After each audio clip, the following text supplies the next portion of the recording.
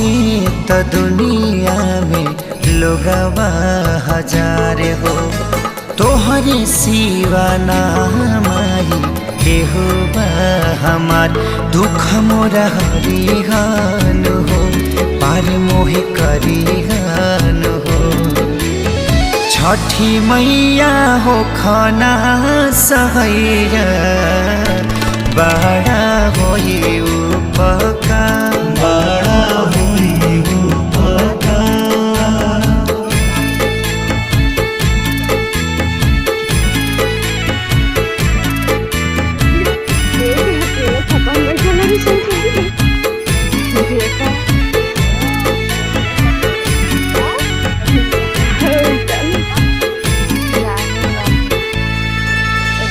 बड़ा अंतरयामी हाउ, जानेला जहान हो।